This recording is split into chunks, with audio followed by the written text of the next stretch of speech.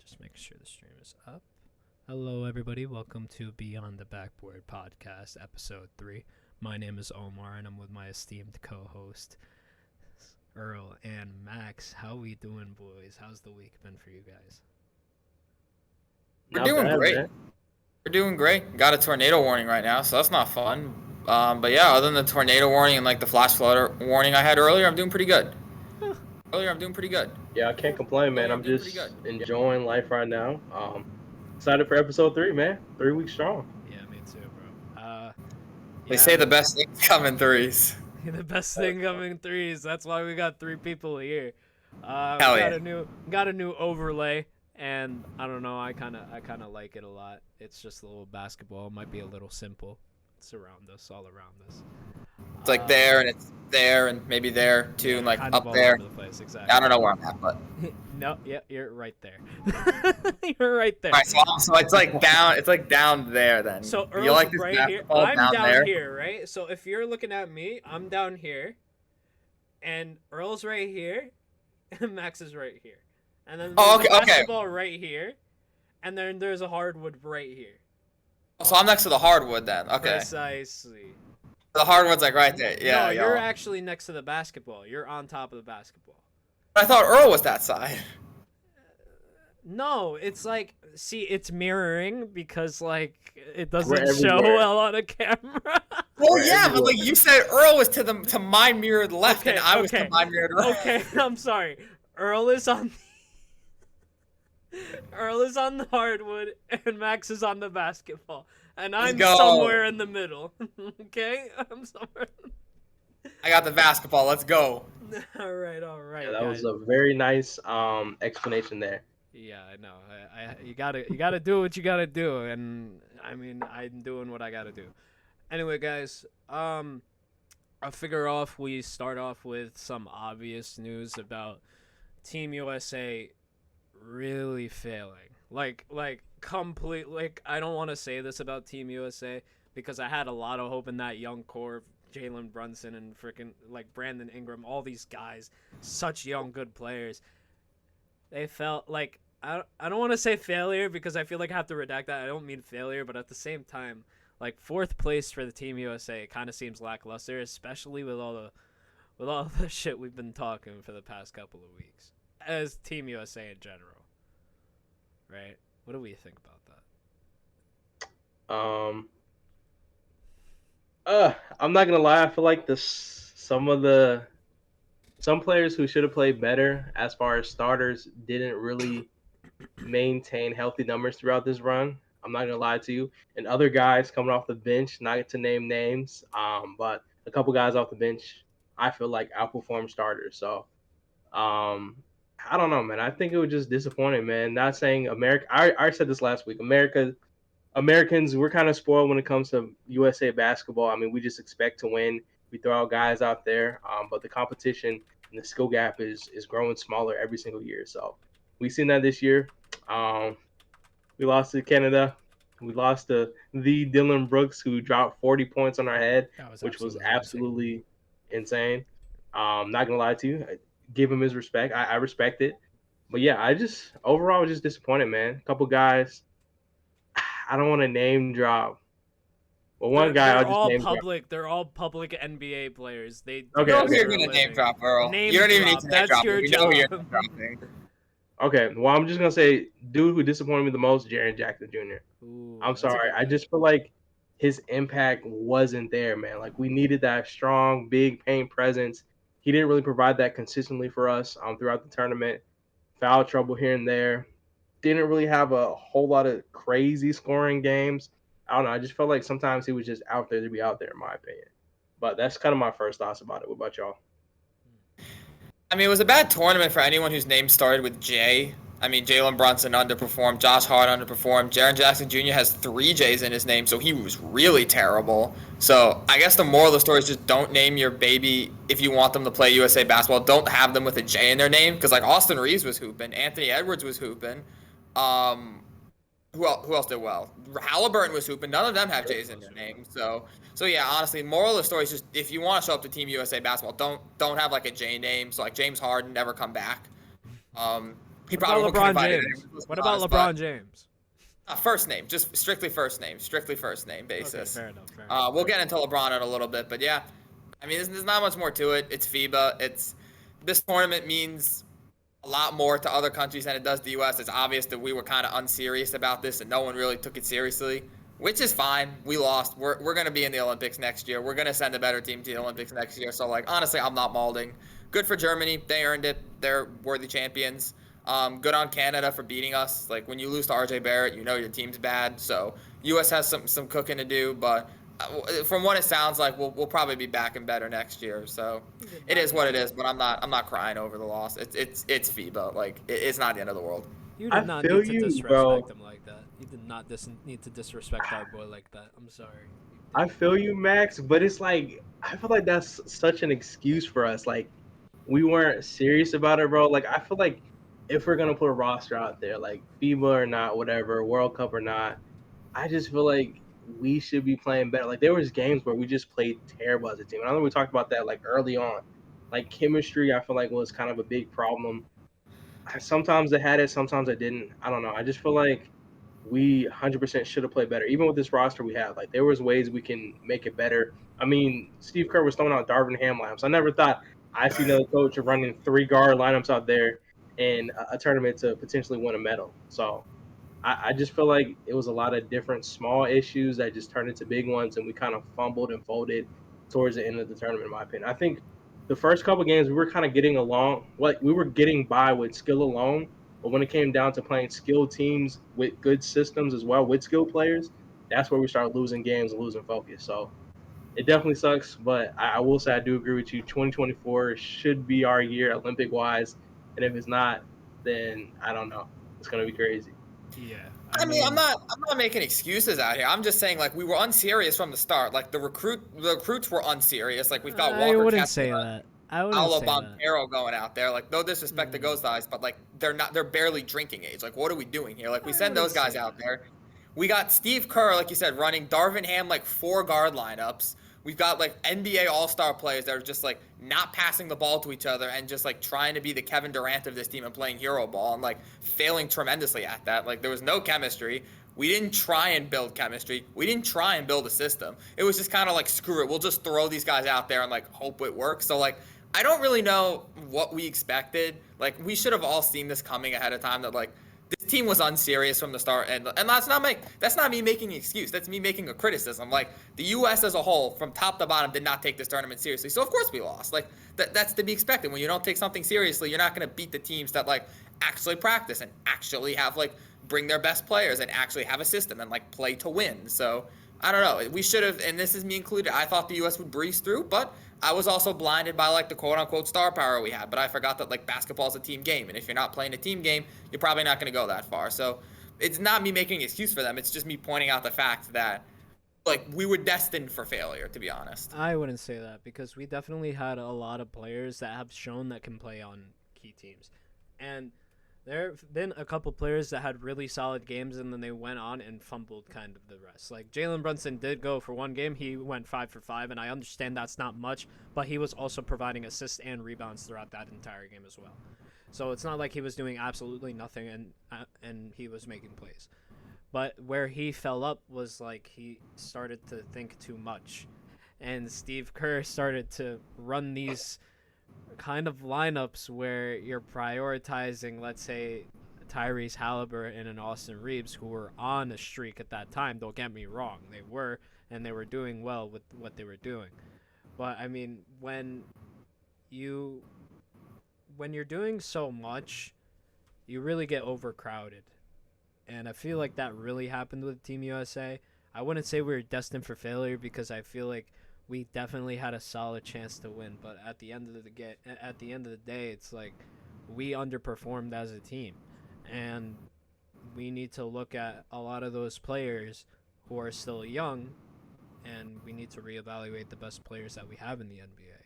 Because at first we didn't think it was the players like LeBron James, Kevin Durant, Steph Curry, and these people. Like they were obviously very good, but past their prime. You know what I mean? So I don't think anyone was saying that LeBron and Curry and Durant shouldn't be playing the Olympics. I think they No, I made that didn't mean- conscious choice to not play at FIBA. I don't think anyone was like, Yeah, you know no, who we they need definitely to FIBA? did. Josh Hart. That's who needs to represent. I don't think Josh Hart should have sniffed this roster respectfully.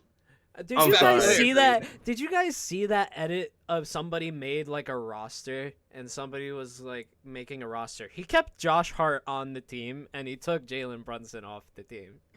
I think He no kept offense to Josh Knicks Hart there. Nation, we should have passed the bus at the Knicks facility respectfully this tournament. I'm sorry. Excuse me. I'm sorry, bro. Hot take. Excuse me. Hot take. Jalen Brunson at times couldn't even be on the floor because he couldn't guard some of these guards on the other teams. Well, Like, I was at a Steve hot Kerr- take. I was at a hot I mean- take. That's literally true. That's No, why he I'm just wasn't out saying in there. general. Like, yeah. No, I'm just saying that my hot take was he probably wasn't the best fit for this team. Respectfully, I don't know. I mean, he's better than most of the guys they put out there, but like he was terrible for most of the game. So like, yeah. Like, did we have enough talent to win? Like, yeah, but like, it's not our best talent. The talent that was there massively underperformed. So it's like, yeah, that's kind of just how it goes. Like Brunson is good enough to play on a team like this if we're just going for like our B-level talent. He's a B-level NBA talent at the least, but he was terrible. Like you said, he couldn't guard people, and like his game did not translate well to international. So now we know going forwards that that's something he's got to work on. He's got to work on his international. Don't game worry for about sure. Jalen. He's You don't have to work on it. We won't be calling you. bro. I we don't think calling after Austin this. Reeves, Yeah, no, we're Yeah, not. we're calling. calling Reeves, man. I'm calling. No, he's not making the big boy team, but for this tournament, he was pretty solid. No, He was from our what he, best player at times, which is sad to say, but true. It's Yeah. crazy to say. it was him and then Tyrese Halliburton. And Ant-Man, of course. Yeah, no, it was going. those two, and then Anthony Edwards is like off Yeah, the like- field Yeah. all the way up there. And then, This and man then was literally Kevin Duranted the hell out I of this think team. Jalen Brunson was at 4 or 5 though for the best on the USA team. I'll slide was. Bobby Portis above him. What? Maybe Get one. out of here! Now you're tripping. Now I know Brandon this. Ingram should have been left on the bus too, respectfully. I'm sorry. Yeah. That one for sure. To be honest, like anyone who's not named Halliburton, Reeves, or Anthony Edwards, I can just lump them all just like in the terrible section. Like no one else deserves like an honorable mention. Like if we're ranking the Team USA players, it's just those three and then everyone else. I'll be honest. Like I gotta say, all of y'all were bad. yeah, I I gotta agree. say, it kind of looks like what we did as from a Team USA roster was really focus on the leaders of teams that can really score. And when you take that away from players, they turn into somebody that they don't know. They don't know their game if you take away their scoring. With Brandon Ingram, I felt like he was forced to very limited shots because of how he was taken off the bench, and then there were so many factors, and you have these teams that are focused on scoring, and that's what I feel like that's what they did especially with Eric Spoelstra on that team. And especially with Eric Spoelstra, and then Nick Kerr, Steve Kerr. Mhm. I don't know why his name blanked for me. I started thinking of his son's name for some reason. No, it was definitely a really offensive roster. And when you take some of those, when you take that aspect away for some players, they turn really, really stale. They turn into a completely different player. Yeah. And I feel like it's like a certain quality you have to have. Like, what was the last team? I forgot the whole roster of the last team where we won gold. It was like Damian Lillard, Draymond Green. Dang, who else was on that roster? Do you my mean like God. in the Olympics, like the 2020/21 Olympics, where Durant? Yeah, just like carried that. it? Yeah. I'll be honest, I forgot everyone on that team other than Durant. You know what I mean? All Yeah, know is that but- Durant just backpacked the whole tournament. Yeah. I'm saying, like, I feel like these guys, like you said, I agree with you guys. I think these guys, when you take away, I'm a number one scoring option on my team, whatever like that, it's kind of like they're trying to find their game. And I think Brandon Ingram tried to find his game the whole tournament. Like, you guys remember that game where he came off the bench? Like, they literally took him out the starting lineup because he just could not fit in with that squad. And they thought maybe if we bring him off the bench, he can have a better spark, have his own unit, but that still kind of never really got him sparked up. So I think it just takes a special type of player. Like, you have to either be a very, very skilled role player who's willing to like just play with others, or you have to be a crazy superstar who's just such a great talent and you're able to play with great talent like the Dream Teams and the Team USA's, like Olympic run teams. So I just feel like this roster didn't have a whole lot of guys who were like able to do that. Like Max made a good point. Like no offense to Paulo Banchero, like he just came off his rookie of the year campaign respectfully, but it's like that was one of our only like big guys on the team who got playing minutes. So it's just kind of hard to manage like going a whole tournament and like competing for gold like with a roster like this that we had constructed. I mean, even with this roster, like we could have easily won if they actually like tried a little bit. Like the thing with like the Dream Team is like they had so many like practice sessions and runs and like team building and team bonding. Like they took it seriously. Like they actually tried to play like a cohesive unit. And like you watch Dream Team games, like that ball is zipping all around the court. You watch Redeem Team games with like LeBron, Durant, Melo, Kobe. That ball like does not hit the floor. Like they're just tossing lobs. They're doing pick and rolls. Like they're actually playing basketball. You watch like this like FIBA USA team, like it's just all like Anthony Edwards ISO. Then Halliburton pulls a three. Then like Brandon Ingram bricks, and then Jalen Brunson gets the ball stolen from him, and like Walker Kessler's just doing sprints and not getting rebounds. Like it's not basketball. It's like a glorified one-on-one tournament. So like it's not like I do agree that like you need like in essence like role players, but we've seen great teams with like number one scoring options be put together where they didn't suffer because guys who were previously number one scoring, like everyone bought into the system of just, no one's better than anyone else. We're all top tier guys. We can all get our shot whenever we want. But we're gonna work together. We're gonna use our like insane God-given talent to get the best, highest percentage looks for each other and play good team basketball and like actually try and win instead of just like I'm out here, the USA on my chest and I'm gonna be the hero and I'm gonna be Captain America and I'm gonna drop 40 on this Canadian team. It's like no, y'all aren't like that. So it's probably because we got a bunch of kids out there who like don't know any better, which is why we need like the vets, like the LeBrons and the Durants who have been there, done that, and kind of understand like how you actually win in international basketball, because it sure as heck ain't what we tried to do. Yeah, I mean, going back to LeBron James and Carmelo Anthony and like Kevin Durant, Dwayne Wade, when they were on that team, that was team basketball, and it was the most beautiful team basketball I've ever seen in my life. Kobe too. Frankly, yeah, Kobe. You can't forget about Kobe. Better team basketball than we see in the NBA a lot of times. Yeah, but like, if you think about that team, the one thing that people forget about the team was that Tyson Chandler started at center. Like they didn't just roll out the best five guys. Like Tyson Chandler was nowhere near like a top 10 or 15 player in the NBA at that time. He was but older. For what that team needed, well, he was a little. This was like 2012, so like, he was coming off his championship. Like this was prime Chandler, but even then, he wouldn't be considered like a top 10 or even top 20 guy. But he was like the best, most physically imposing center in the NBA. The guy who would be best seated.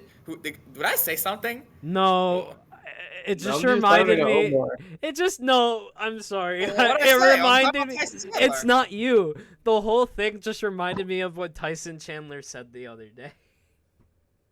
Oh, we can talk about that later. We'll talk about that after this. At the time, Chandler was like, he was the center best fit at the international basketball. And guess what? He started all of those games. They didn't pull a Steve Kerr and just be like, well, let's just play Durant at center or let's just play LeBron at center. Like, no, we had an actual smart basketball. Not that these guys aren't smart, but like we had Greg Popovich coaching that team, and he was like, or no, actually, no, was it Popovich or Mike Krzyzewski? It was Popovich, I'm pretty sure. It was Popovich. I'm pretty sure it was, yeah. We had Pop coaching, so he was like, well, even though the center, like Tyson Chandler, is probably the worst guy on the team, I'm still going to start him because he's the best center we got. We need a big man because this is basketball, and you need a guy to like rebound and protect the paint. And Tyson Chandler did phenomenal in that Olympic team, in that Olympics. So those are like the small things that we seem to be forgetting. Like that's how you win in international play. We were wrong. It wasn't like we thought we could just trot out like Walker Kessler and play him no minutes and be like, Jaren Jackson Jr., you get those rebounds, buddy. He averaged 2.9 rebounds. Like, he is not him. It was actually Mike Krzyzewski. Was it Mike? I feel like, yeah. Did Popovich ever coach international, like the USA team? Can we get a fact check on this somewhere? Did he ever coach? I think it was Mike. I think he's been the assistant coach. Was he? Yeah, that makes that. I think he's been on the roster, but Mike was holding us down, man. Yeah, Krzyzewski was the main. He was the head coach. He was the head coach. It says he was the head coach from 2015 to 2021. Who, Popovich? Popovich, yeah. That makes sense because Krzyzewski did retire a while ago. So yeah, Krzyzewski led us through the golden years. Yeah. And then Popovich inherited what was left, and it has managed to get us 2 golds. I mean, hey, he did good for his time there. I mean, don't get me wrong. I didn't even know he was assistant coach for the Warriors at one point, 1992 to 1994. Look at that. And then 2 years later, he was hired by the Spurs. The more you know. Greg Popovich trivia night. Yo, can we do trivia on this show? Can we like make that a segment? That'd be funny. I want to Maybe flex my eventually. obscure NBA knowledge. All right. I guess I want to let's just converge into the next topic. What Tyson Chandler said about the 2013 Knicks. At first, I didn't think. Okay, look. At first, I didn't think it was so crazy. Okay. At first, I didn't think it was so crazy, because I remember the 2013 Knicks in a way where, they were more positive. Like, I feel like whenever LeBron was on the team, not LeBron, whenever we were playing Miami or playing like this Miami team, we were beating them. We were beating them, and by significant margins. But it was really, really hazy back in the day. I don't remember. I just remember the Knicks winning against the Heat a couple times that season. Okay, Omar, as another Knicks I fan, wonder why. only reason we ever beat that Heat team was because LeBron and Wade would just sit out the regular season games for the hell of it. And I don't even remember us winning that many games against the Heat. Like, You know why? Tyson Chandler was like, I love Tyson. He's a Knick legend. There was no way in hell that Knicks team was beating the Heat team at full strength. Like, if we had seen them, we couldn't even beat the Pacers, and the Pacers got destroyed by the Heat. So there was no universe. Yeah, what Tyson said was that they went into that lackluster, and they were both saying like they went into that unprepared and they were ready to blow by everybody and all of that. And I know, Earl, you're shaking your head right now. I don't know why, but we're acting like the 2012-2013 Knicks weren't something really good at one point. Let's take it back. Then what were the 2012 We were a 2013 top Miami 3 Heat team. then? We were a top 3 team that year, I'm pretty sure. Wait, don't quote me on In that. the East, Don't in the quote me East, on we were the second seed. In the East, we were the second seed behind Miami. We finished as the See? second seed. Yeah. We were like, don't get me wrong. That was an awesome team. That team was great. But like No. Earl's saying, there's No. levels to this. We were not better than the Heat. There was no universe we were ever beating that Heat I team think- unless I it was ACL. Wait, Okay. quick question. Was this the year where Melo had that crazy game, but that was the game D Wade and LeBron sat out? Or am I tripping? Or was that the year before? Do you mean the game where Melo dropped like 42 on jump shots only? I think that was Yeah. 2012. I think that was 12. And I Okay. think Braun and Wade were at that game. Yeah, because I remember Bron and Wade were there, but they didn't play either. Like, it's a history of them literally just not playing versus the Knicks. Yeah, So no, this- you watch any Knicks Heat game from 2011 to 2014, like a regular season game, Braun and Wade are not there, and Melo is putting up 40, which is why we beat them half the time. But then you go to don't forget, we played them in 2011 in the first round. We lost in 5. The only reason we didn't lose in 4 was because Carmelo Anthony went nuclear and like managed to absolutely rob a game despite having no one on the team with him. Yeah. The only reason that like we went anywhere in I don't want to say the only reason, but like you go to 2013, we were at full strength against the Pacers. I don't care how lackluster you say we were, like we lost fair and square to the Pacers. And the Heat went on to dominate that season. They dominated the Pacers. They should have probably lost to the Spurs, so fair play. But we were not the best team in the East that year. Second or third, it was a toss-up between us and Indiana for, like, who's that second or third best team. But, like, that's just a competition for the second spot on the podium. The Heat were always making the finals that year. Max is speaking straight facts. Listen, I'm I a like Knicks that. fan, but, like, I'm objective here. Like, I'm not going to sit here and act like Melo and some 40-year-old guys who, like, half of them retired the following season was about to just walk into South Beach and, like, destroy the prime, like, LeBron having his best season in the NBA, Miami Heat. I'm not looking at you. I'm sorry. I'm looking at the 2012 giving me a season. mean Wait. side eye. Wait. You guys are going to do the same exact thing because we were wrong. We were wrong by a long shot. I'm looking at the 2012 season. Okay. 2012-13 or 2011-12? Let's make sure I got that right. Got to be I remember- 12-13 is the year we're talking about. I remember one of those years, the Knicks were still fighting. Yeah. Okay, wait, no, I wasn't looking. Okay, I was looking at the 2011 because it said Chicago Bulls, Miami Heat, 1, 2, 3, 4, 5. Number 7 was Knicks. I was like, wait. That was the year where we lost in 5 to Miami, and the Bulls were the 1 seed because they had MVP Rose. The Bulls were not getting 1 seed without MVP Rose. Yeah, I mean they Not at all. got Pre-Rose 5. injury. They got 5 seed the next year, so it's not like they were anything special. And we weren't really close with the Pacers because we had 54 wins, they had 49. Miami did have a we won in the significant. playoffs. Yeah, but Huh? They killed us in the playoffs. They killed us in the playoffs, but you were saying it was like, oh, a toss-up, but it's not. It wasn't a toss-up. Bro, We Knicks won fans always and we talk about the lost. regular season, man. We won and then we lost. We won We it and then we better fucked than up. us. All right. Well, when we go head to head with them, that's like the best show of town. Like, yeah, sure, we got 5 more regular season wins, but like when the chips were on the table and it was time to show up, it's the second round of the playoffs, chance to go to the conference finals. Yeah. Who won and who won in convincing fashion? The Pacers did because Roy Hibbert owned us. That's exactly what happened this year with the Cleveland Cavaliers. They had the better season, they had the better record, and they got stomped by us. Yeah, the Knicks were the better team this year. No one's arguing that Cleveland was the better team. So like the team that ultimately wins in the playoffs, unless there's some real fluky stuff going on, like was the better team. So I have no problem admitting that. Like I think it was close. I think we realized it just seems so off to me. How we jumped from the 7th seed to the 2nd seed in one off season. What? Who did we sign? Michael Jordan? What the hell? We had Ronnie Brewer. Don't you remember? We got Ronnie Brewer. That was all it was. Ronnie Brewer turned everything around. Ronnie Brewer, like an 85-year-old Kurt Thomas on one foot. Shout out Kurt Thomas. If you ever see this, you are a legend for playing that game with a broken foot. Nobody remembers that game against OKC. You played with a broken foot. I do. But Knicks fans remember that game. So shout out to you, Stand Kurt Thomas. up, bro. Girl has no clue what we're talking about, but like, that was prime Knicks, bro. That's when I was actually watching it. Turned on TV. Let's think about the years of Shane Larkin and Larkin. Sorry, Larkin. He was like 5'1". How tall was he? 5'9", 5'10"? No. He was like he was at least 6'2". Oh, he was not. No. Fact check right now. Fact check. Shane Larkin is not 6 foot. If he is listed at 6 foot, then I'm 6'5". And how tall are you really? If Shane Larkin is 6 feet tall, Omar is 7 feet tall, respectfully. Okay, 5'11". I mean, 5'11", 6 foot. Okay, all right. That's generous. 5'11" is generous. Have you ever seen Shane Larkin play? That's like when people say Chris Paul is 6'1". He is not 6'1". He's 5'11".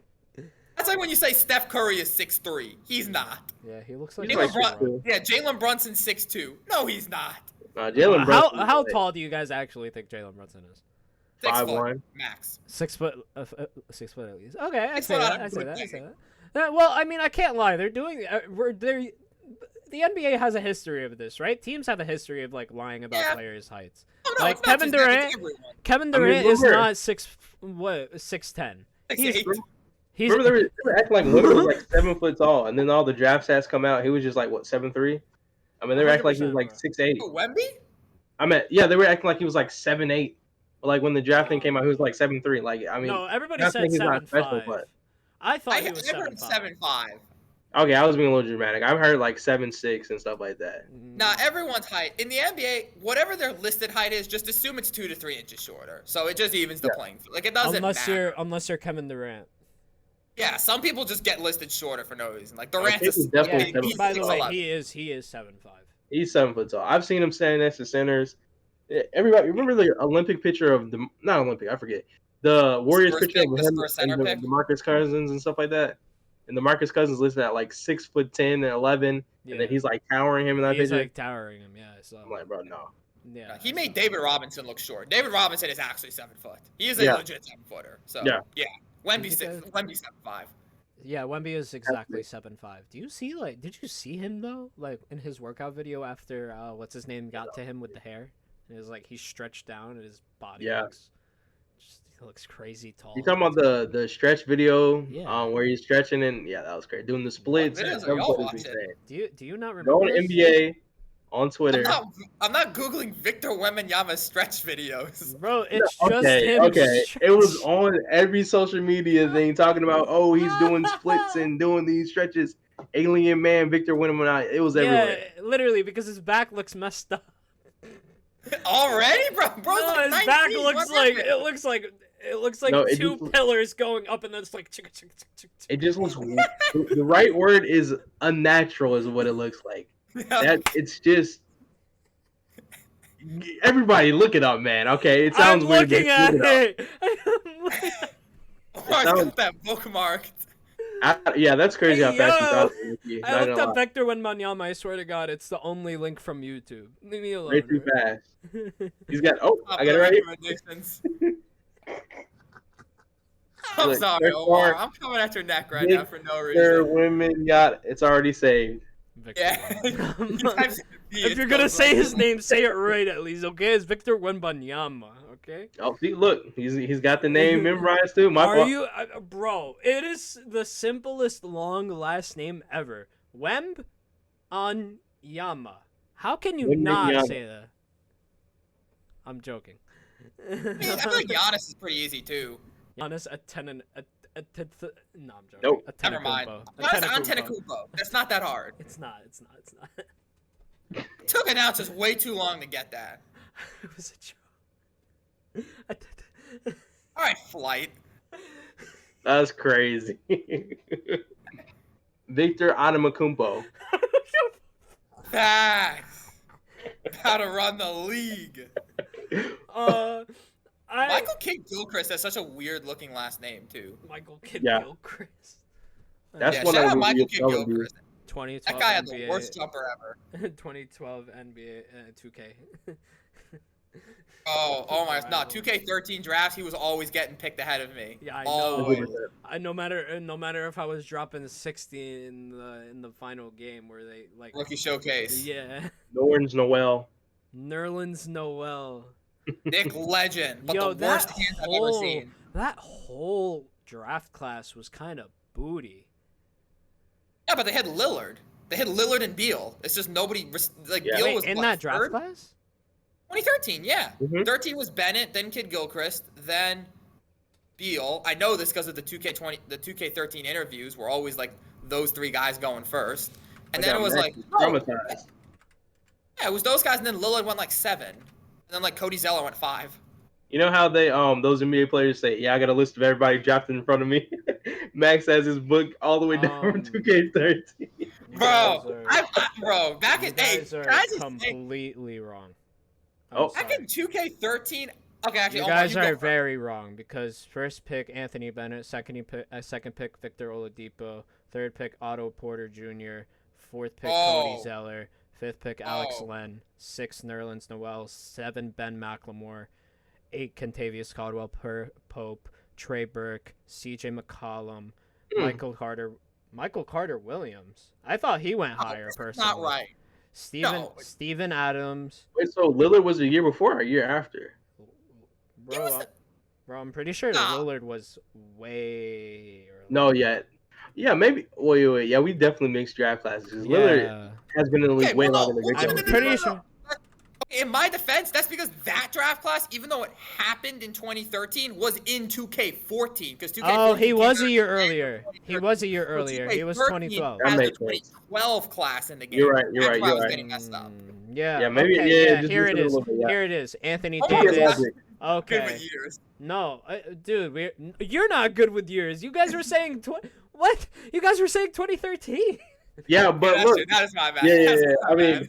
You guys Can't were saying defend that. 2013. That's not on me. That's right on you. players, wrong draft class. Right players, But- wrong That's true. draft. I did give Okay, you the but- wrong class. okay, I did feed okay. you the wrong year. Okay, number 1, Anthony Davis. Number 2, Michael Kidd Gilchrist, Bradley Beal, Dion Waiters, Thomas Robinson, Damian I threw him Lillard.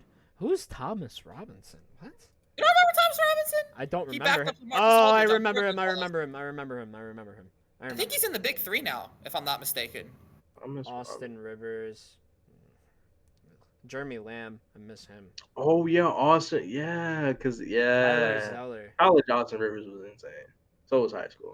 Shout out Jeremy Lamb for hitting like the greatest game winner in NBA history when he had that half-court shot against Toronto. I think it was Toronto. And The the greatest shot ever. longest person. Wait, Draymond Green was picked in the second round. Yeah. Oh, He's the guy who has the list of everyone ahead of him, remember? Yeah. Isn't that Draymond?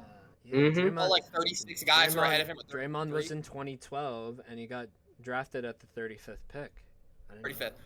Okay, that's a good segue because can I just put this out onto the internet publicly?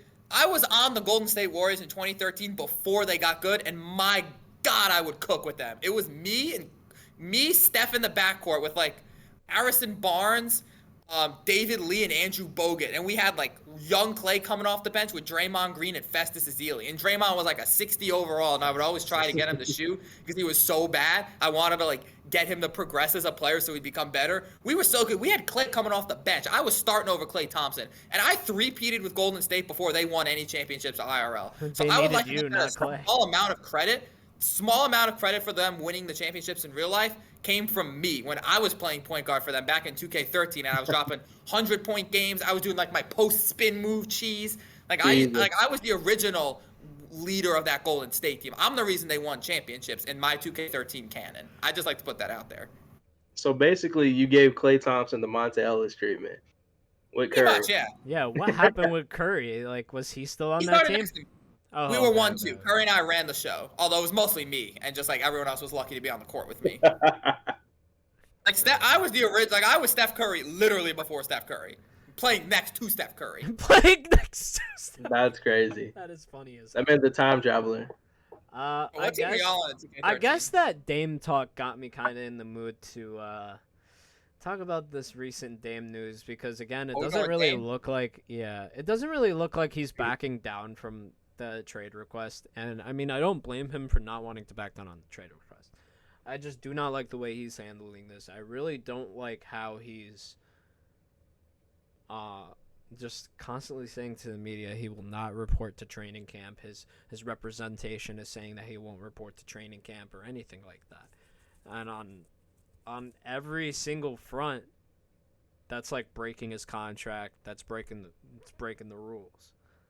So it's like, I'm not sure why he's doing this. I'm not sure why he only wants to be sent to Miami. I know he's a really particular person. We've seen that when when he finds a home, he tends to stay there, right? Like he made Portland his home.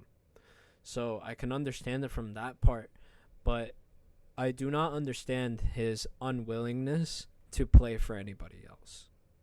And I feel like it's really ridiculous how, like, I love and respect Damian Lillard for what he's done for the game, right? He's an amazing point guard. He's one of the best point guards we've ever seen in NBA history.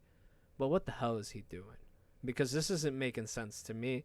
This isn't making sense to the NBA. He's wanted to be traded for, like, God knows how long, but now he only wants to be traded to one other team. I mean, be a little more open. Like, what do you have to lose? Okay, Earl, I know you said you have a rant on Lillard, and so do I. So, would you like to go first? Would you like to get first cracks at Lillard, or should I? I'm going to throw the lob to you, bro. Okay. So, I, for one, think that Damian Lillard is quite literally being one of the biggest sore losers that we've ever seen in the NBA. And I'm not exaggerating when I say I'm fed up with this. At this point, I'm fed up with the narrative that Lillard is loyal and that, he deserves so much credit for not ring chasing and for not, for sticking it out with Portland. I think he's literally just done that to get sympathy from people. I literally think the only reason he did not try and do this sooner was just to get sympathy from people so they can build him up and elevate his legacy.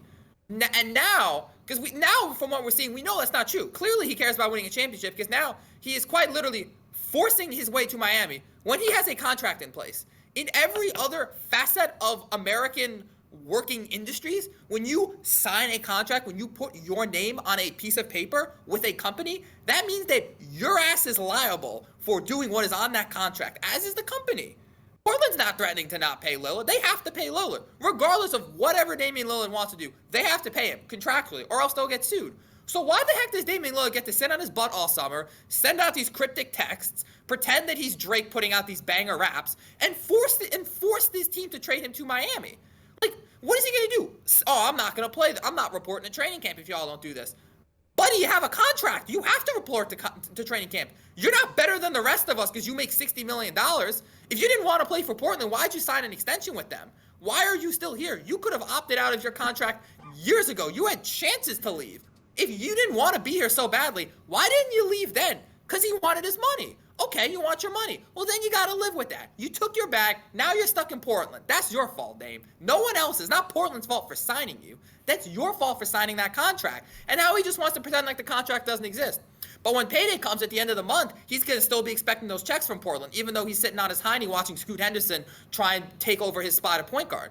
So in my mind, this is like, I'm really starting to lose all respect I've had for Damian Lillard. I would say one heck of a player, but I don't think he understands basic contract law. Like, someone needs to send him back to like high school civics class and like teach him on the value of a signature and teach him on the value of like your word. When you give your word to a company that like you will fulfill the duties in your contract, that kind of means something, at least to me. It used to mean something in the NBA, but I guess now it doesn't. I guess now, because basketball players are omnipotent gods that are better than everyone else, they can have their cake and eat it too, when the rest of us can't. If I just decide not to show up to like my classes in school, guess what? I'm going to fail the classes and I'm going to get expelled from the school. If Lillard decides not to show up, he's just going to sit back and collect millions of dollars while he's playing 2K. So that doesn't add up to me. If any of us just decide to not show up to our jobs, guess what? They're not paying us. So why does Portland have to pay Lillard? I feel so bad for the front office.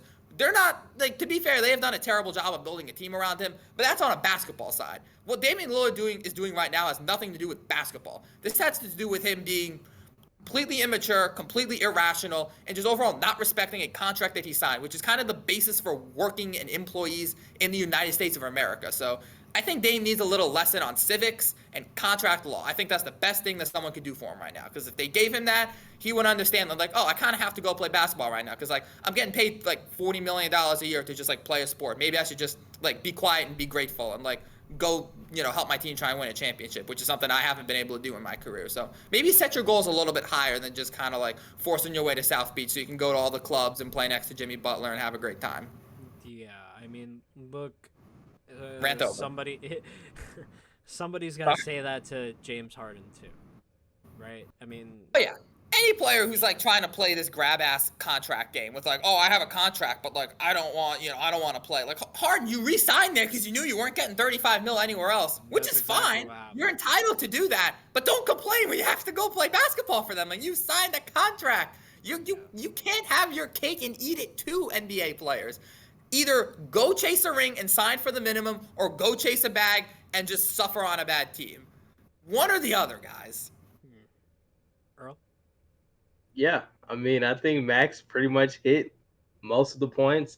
I would just say this, man. Like, the thing that upsets me about Damian Lillard is, like, he really made us all, not made us, but he put this perception out of himself and his legacy for us to respect him. Like, he's a player who always wants to play for his team. He wants to be a Kobe guy, play for one organization, win a championship, compete there no matter what. Off seasons, people on Twitter, he'll have a terrible playoffs. Doesn't matter. He'll put out tweets. I'm going to stay with my team. I'm not going to hop to different teams. I'm not going to build a super team. I'm not going to join the Lakers just to plug in. I'm not playing with superstars, creating big threes. I mean, hashtag running from the grind. I mean, I'm pretty sure that was towards some NBA players out there, respectively. Paul George, I'm pretty sure who it was. It's just a lot of situations where he kind of criticized players for running away from the grind. He praised Giannis. I think him and Giannis had this little praise thing on social media about how they just stay loyal to the teams or whatever. Cool. But now you're getting to the point where you're kind of turning it into just a villain, man. Like, you're making it so hard for Portland. They have all this young talent. You got a guy like Scoot Henderson. You guys were blessed with the number 2 pick in the NBA draft. A young, talented guy named, number 3, my fault. Number 3 pick in the NBA draft. A guy like Scoot Henderson. You got a lot of other young assets on that team ready to go in the training camp, ready to play basketball for organization. And they have no leaders. They have no mentors now. Damian Lillard's gone. I mean, you got, Jeremy Grant, overpaid, respectfully. But we'll talk about that some other time, respectfully. But yeah, I don't understand what Damian Lillard's doing. I agree with you. When you sign a contract, your intent with the contract is to perform all the duties outlined in the contract. That's the point of it. It's a verbal agreement. It's a physical contract signing agreement that as long as I'm on this team, I will fulfill my obligations and just help this team compete. And I don't know when the switch flipped where he went from I'm not really in a rush. I'm here for Portland. I want to build and win here to it's win now, trade everything, trade this number 2 pick away. Remember that he was basically telling them they had to trade the 2 pick away, or I'm sorry, 3. I keep messing up. They had to trade their draft pick this year away to go get another star. And I just really would like to know, like, when and where he flipped that switch where it had to be win now this season. And like Max said, he he asked for this. He signed a contract extension. He could have been an unrestricted free agent and chose exactly where he wanted to go. And he's really messing things up for Portland and the organization. I feel bad for them as well. I'm not going to be as far to talk about the rap game like Max was, but I do agree that your word is your word, man. That's all you really have. Like when you wake up, you go to sleep.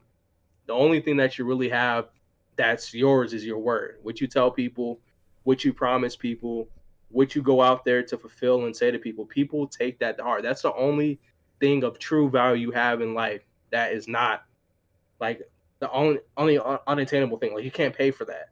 So Damian Lillard, I think, I don't know. I think he has to think a lot about what he's trying to do right now. I think he will still be on Portland. I just don't see why Portland has to give up a trade that they don't want for value that they can get from any other team, a better package than what the Heat are offering. So I think I think Dame put them in a tough spot. And I will say that whole thing where he's telling his agent to tell people that he's not reporting training camp is ridiculous, man. So smaller rant from me, but Max pretty much said it all. Yeah, I don't agree with this tactic Damian Lillard's using. And hashtag start running from the grind. Yeah, I mean, look, you guys really Earl made. spitting there. My bad. Go for it. I was just saying, Earl spitting. Earl 100% spitting. I was gonna say like, you guys really hit it on the hammer mostly. I guess my really question to all of that is, because I'm really unsure, because it seems like Miami's kind of has put all of their chips and kind of hopes into getting Dame this offseason. We've seen that when they traded Max Strus, and we see that when they were kind of like giving away certain players.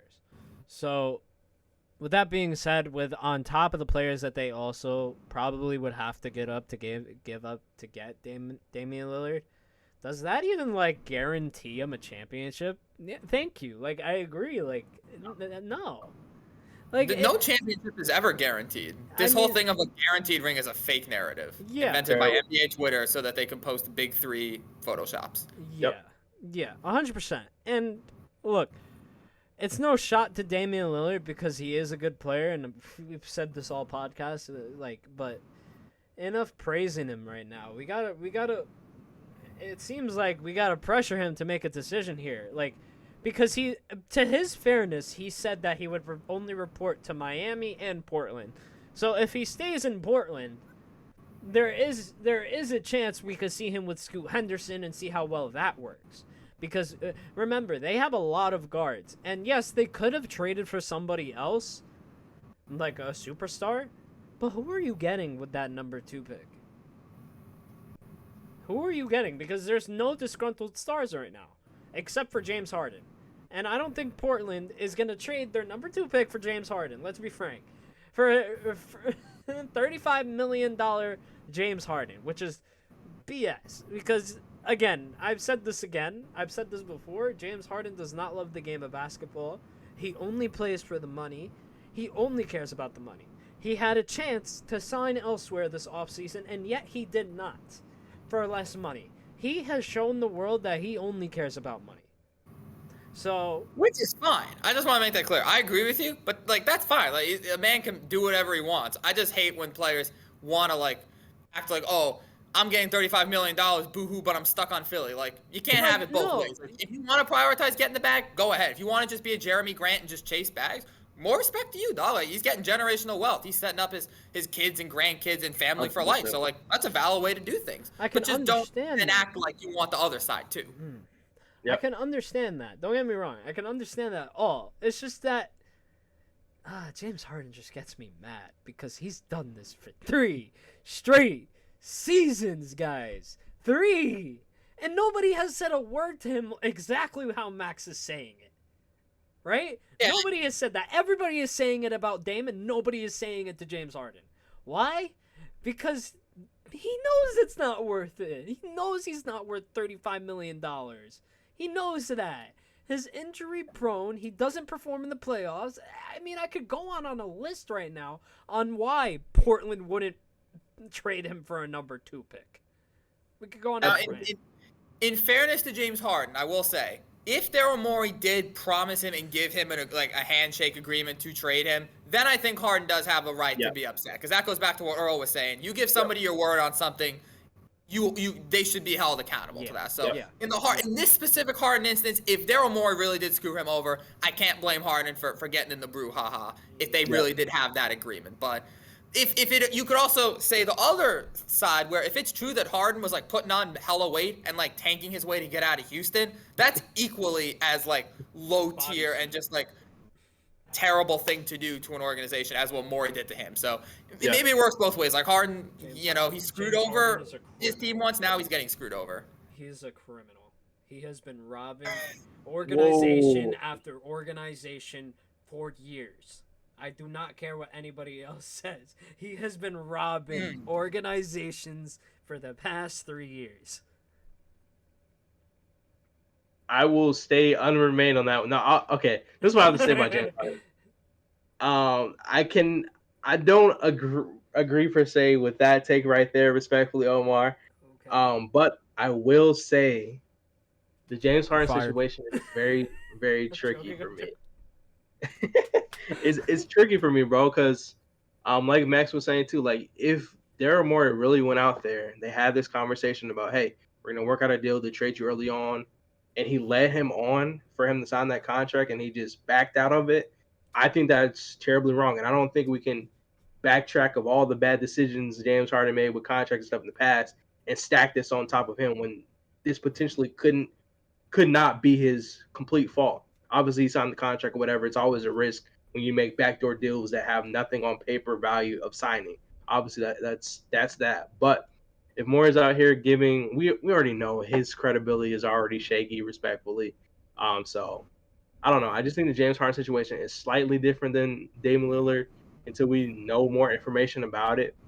And I just think that I don't know, man. I think James Harden's situation is tricky. Like I don't know if he's gonna play for the Sixers. I don't know if they hold out if he doesn't play during the whole season. I just don't know, man. I think he's more of a question mark than Dame. At least Dame, I think Dame's situation, either he's not going to get traded, he'll have a little grudge, whatever, but he's going to play basketball. I don't see Dame Lillard sitting out significant games just because he's not on the team. I think it's all bluff based right now. So if he was to be traded to, somebody give me a random team. Utah. If he was traded to Utah, bro, that honestly, they don't have a terrible roster, and I think Dame could make that team better. If he went out there and played, maybe they get the same results as Portland's been getting the last couple of years, honestly. Same with the Timberwolves. He would be nice with Timberwolves and Edwards. Timberwolves would be amazing. Oof. And you know what?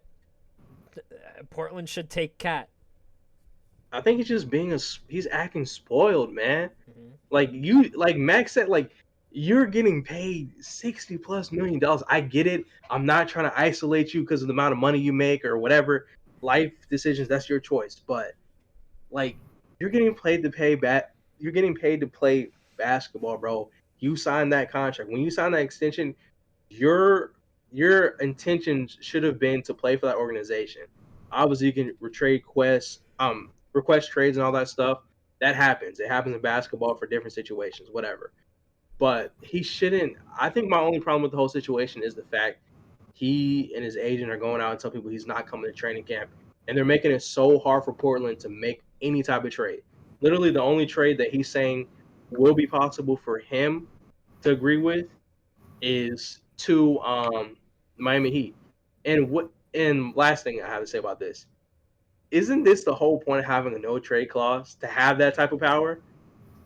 So Damian Lillard is commanding this type of power. NBA is letting him do it without a no trade clause. It's the whole point of having one in your contract. None of this should be happening. He should not be able to gatekeep all these different packages. You can't tell me that there's not a package they would accept it day one for Damian Lillard out there in the NBA. Teams who can afford him. That's just not the case. It's just Damian Lillard threatening organizations. He's not going to play for them. He's not going to show up the training camp, whatever. So that's my last point about Damian Lillard. So if you put a no trade clause in your contract, good for you. If you don't, you just got to live with the consequences for what you decide to sign with. Simple as that. Yeah, I mean, I agree. Damian Lillard would make any other team in the NBA a lot better. And, I mean, nobody's talking about them a lot because of their situation, but the Timberwolves look really nice. I mean, I know they have like no draft capital, which is what Portland is looking for. But I mean, look, if you take Cat for Dame, maybe a few other bench players, maybe Jaden McDaniels as well, I think you can get something done for Dame Lillard. I think that would be nice on both sides. I mean, Cat, Scoot Henderson. I think that'd be a nice Exactly, little that would be refresh. nice. I mean, I think that's gonna look like the Domantas Sabonis and Tyrese Halliburton Buddy Hield trade, where it benefited both teams. Yeah, great for both sides. mhm. Yeah, I think if I was Portland, I'd just ship him off to like Orlando. No, actually, that's too close to Miami. It's like the banishment. What's like the equivalent of basketball banishment? I feel like Utah is kind of like that, even though where it's like they do have a solid team. Don't get me wrong. I Houston kind of like Rockets. Utah before, but like, no, but that's I'm talking just like the most like no one is in like nobody's in Utah. Who like you would not want Damian Lillard would not want to live in Utah. Like where's like the number one like team that's like not only a subpar team but also is like located in like the middle of nowhere. Before the trades, Minnesota. before the offseason this year, I would have said the Wizards, but they've elevated the roster a little bit compared to what they were last year. Washington's too big a city. That you got some city life there. Where it's just But like he's not trying to live in Washington. I wouldn't say. I guess yeah, but even that's But- like kind of what's like a random West team. I guess Denver. I mean their teams were too good. Oh yeah, Denver. Well, I mean, we They won a just came off a championship, though. championship, But yeah. but yeah, You had to banish Lillard to one place. Where would you send him to Detroit, Toronto. That'd be funny. nah, Toronto's such a nice place though. Nah, see, The I team is think made. he would be Detroit. stranded. Send them to Detroit. Oh, Oh. Detroit. Pistons. Yep. Yeah. I don't Oh my know. You know God. what? I don't know anymore. I don't know. And James Wiseman, Cade Cunningham, Marvin Bagley Jr. I mean, Mid. but Detroit. mid. Wait, Bro, ain't Cade Cunningham It ain't didn't mid. even I'm have the sorry. chance. No. Besides Cade, I'm Cade sorry. Cunningham You didn't start even do saying anything. Bagley and stuff. Cade, I love Cade's game. Jaden Ivey. sorry. Don't forget about Jaden Ivey too. And Ivy. You didn't say Ivy though. You didn't say Ivy. I didn't say Cade- Ivey. You say I Ivey's forgot about him. mid. I forgot about him. Cade, He's a rookie, Ivy. to be fair. But Look, Cade, Ivy, 100% not mid. I'm sorry. Let me correct that. Bagley, no comment. All right, moving on. Wiseman's nice. No comment. Sadiq Bey. not nice yet. Do they not have yet. the Sadiq Bey anymore? Sadiq Bey is on No, he's on Atlanta. Yeah, I figured. He was the best player this year until Yeah, before no, Cade after he Cade was went great. out. Remember when? Who was the guy that fought LeBron or was trying to fight LeBron? Was it Stewart. Sadiq Bey? Huh? No, it was Stewart. Isaiah Stewart. Beef It was Stew. Isaiah Stewart. Yeah, where did he go? Is he still there? Oh, he's still there. Oh hell Yeah. yeah! He's one of their 18 He just centers. got a haircut. Isaiah Bron Stewart, put him in bro. his place. He didn't even. No, Sure did. Bron Sit didn't in the even do military anything. school. Bron was looking at him like No. pointing at him Not and stuff. Bron doesn't play those. Bron plays 4D chess. He called up Yep. like the Detroit owner and told him to go like pick up Bagley and Wiseman so that Stewart wouldn't get any minutes anymore. Yep. He's been like banished to the back rotation. That's Are the you kind. serious? That's what LeBron did. Like he's le GM. That Detroit guy. He got a phone call from le GM and said, "Go get yourself some centers so that Isaiah I'm Stewart back. ain't playing no more." Max, that was the commissioner perk right there. Yeah, literally he luck commissioned. Commissioner Yeah. Bird. He has all access to every team in the NBA. Bro, that's crazy. Half of the teams NBA, like like the NBA, every NBA team has like a Twitter account, like an official account. Half those Yeah. are run by LeBron. Other half is Kevin Durant. I think I could gladly say the New York Knicks have scared off LeBron James enough to the point where he wouldn't even want to. And explains it explains our purgatory for God knows how long as well. You know, he True. was Hey, choosing listen, Kate, between, we don't run things here. Katie ain't running that account. you know, he was choosing between New York and LA when he was moving. Like he said Yeah. that. He was still. It would have definitely been Brooklyn. I'm sorry. Yeah, all came down to management, bro. Y'all's management. Like, is bro, terrible. like it was James Dolan. It was not management. It was James. I'm sorry, yeah, James effing Dolan. My fault. Well, that and also Leon Rose hadn't proved himself yet. Leon Yeah. Rose was still Wait, no, Leon Rose.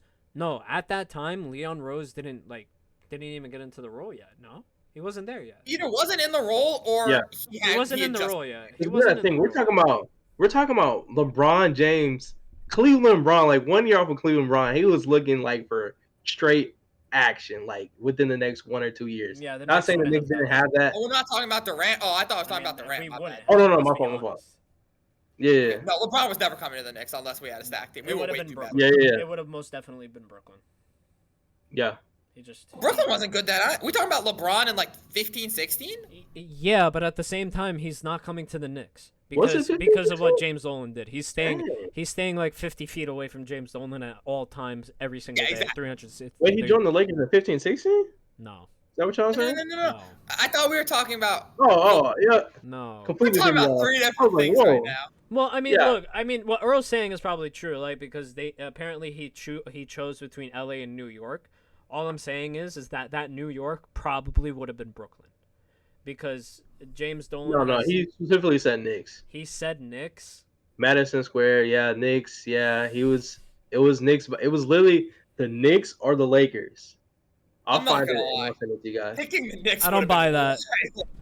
I don't know why he would. No, yeah. You don't think LeBron said some of his best games were in Madison Square Garden? He was talking about like being able to Yeah, play he saw there, his Zion. home games every night for a home game would have been crazy. That would have. Yeah, if he just wanted to do it just to like be the Knicks savior and like lead the Knicks to a couple Like, good think about years, the in the storyline, garden, yeah. then fine. But like from a Yeah. from a purely competition standpoint, that would have made zero sense. Like LeBron Yeah. made the right choice going to LA. He did I well know. for himself. Legitimately. Yeah. I don't know if I wanted LeBron on the Knicks, but I'm not. I don't know if it would happen. I mean, look, he might have said it, but look, you know what? You know Right. what? If You know LeBron what Kyrie called you Irving right now- said? You know what Kyrie Irving said to the Boston fans? No. LeBron is not Kyrie though, bro. You know what LeBron does? If he joins your team, he's gonna bring you one. He's gonna bring you one. He's Sure. gonna bring you one. He didn't bring If he Cleveland joins your one the team- first time though. True, but he came back. I'm He was finished not with bringing it. the Knicks one. Even He was LeBron not was gonna not bring bringing the that Knicks Knicks. He one. would have. No, he wouldn't. He would not have. You were saying he was Bro, gonna we win were the not Lakers prepared one. for that. The two Knicks fans are saying the Knicks wouldn't be Oh. prepared for that. Bro, if you add Bron to that team, it brings motion, bro. If you put Bron on that team, free, I don't know what the money situation was. I can't mean- account for that. But as far as we like, had all the money in the world because we were employing like So Michael look, Beasley okay, and look. Trey Burke. We, Okay, we then literally asked you don't Mike think- Beasley you to don't come think out of if- retirement. you don't think if you got Bron, then That was it would be Rasheed Wallace. I'm sorry. That impossible- was Rasheed Wallace. Look, Doesn't matter. so you're saying if you guys really don't believe if you got Bron, it would have been impossible to get people to come there and play with him. Not saying that it's not With possible all to the money in get the world. pieces. It's true. I'm not You saying can't it's think not about possible current to get roster construction. pieces. All you gotta really think about is prime LeBron. Who wouldn't want to go? Oh, he's on the Knicks now. I'm gonna go play for him. I'm a free agent, whatever. I don't know who was a free agent that year or whatever. Trades could happen, whatever. LeBron went there in the summer of 2019, correct? He went there and his first Right. no, No, it was either 2018 because his first year there was 18, 18-19 and 18, they missed 19. the playoffs. Yep, And then 19-20 was the bubble year and they won the championship in his second year. So man. this- That first 20 year Bubble ball. breaks my heart, man. Oh my gosh. who won the That- next year. That Prime first, year no. But what he was doing with that roster before he got that groin injury, they were third in the West, bro. That team with Lonzo and Brandon Ingram, I'm not saying they would have went far, but they had really good chemistry in my opinion. It was a fun team. It Yeah. was a very fun team to watch, for sure. Yeah, We're not giving any free sponsors, right? We're not doing that this week, right? pure life. Life is pure. Drink up, friends. I like that. Drink up, I friends. free sponsorship for Five Below. I went there yesterday. Ooh, Good time. yeah. Okay. And Cold Big Stone. fan. Cold Stone slaps. If y'all need ice cream, go to Cold Stone. All right, I like Can't Cold tell- Stone. I'll approve Cold Stone. Go to Cold Stone. It's pretty good. I'm looking around. Label the but- camera, Earl. What's your mic? Oh, this is Audio Technica. Shout out to Audio Technica for sponsoring our audio needs podcast. If you're looking for any headphones, microphones, be sure to check out their website at www.audiotechnica.com. Use coupon code Behind the Backboard Beyond for the Backboard. 15% off. Beyond. All right, guys. Gotta get our own show's name right. Every week we mess it up at least once. I know, literally. All right, guys, that's the end of the Beyond the Backboard podcast, episode 3. Thank you so much for tuning in on this stream, even though there's only one person here. Thank you for the one person that is here. Appreciate you. Have a great. Comment on the video, lemons, and we'll give We'll you shout. nothing. We'll shout you out, Mr. Lemon Man. Shout you out and pin your comment, dog. All right, How's that guys. sound? Comment lemons, so we know Comment you made it. lemons. All right, guys. Thank you so much to my esteemed co-host, and thank you to everybody who tuned in. Have a great night, everybody.